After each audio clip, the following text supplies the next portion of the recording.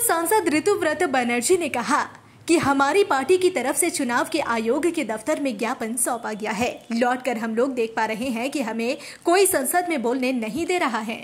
Election कमिशने मेमोरेंडाम देওয়ার পর আমরা মিছিল করেই সমস্ত এমপিরা যারা গেছিলাম তারা পার্লামেন্টে এলাম। পার্লামেন্টে আসার পর যে অদ্ভুত ঘটনা যে ট্রেজারি বেঞ্চ কোনো নোটিশ নেই, হঠাৎ করে উঠে পড়ে হল্লা করে হাউস অ্যাডজর্ন করে দেওয়া হলো 12টা অবধি। এবং সবথেকে ভয়ঙ্কর ব্যাপার হচ্ছে আপনারা জানেন আজকে শেষ দিন এই বাজেট অধিবেশনের।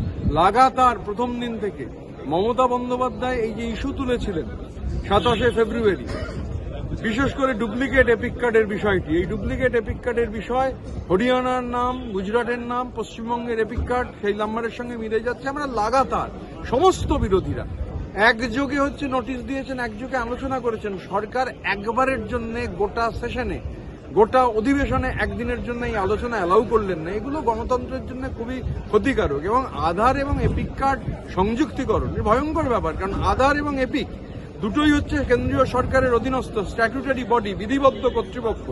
একটা কার্ডে 60টার বেশি নাম, একটা নাম্বারে 60টা নাম পাওয়া গেছে। তো এত বড় এটা যে ব্যাপক দুর্নীতি, এই দুর্নীতিকে আনাট করতে হবে। নির্বাচন কমিশনকে দায়িত্ব পালন করতে হবে যাতে সুষ্ঠু অবাধ নির্বাচন হয়। তার জন্য একদম ক্লিন, ফ্রি, ফেয়ার এই গোটা লিস্ট হচ্ছে দরকার।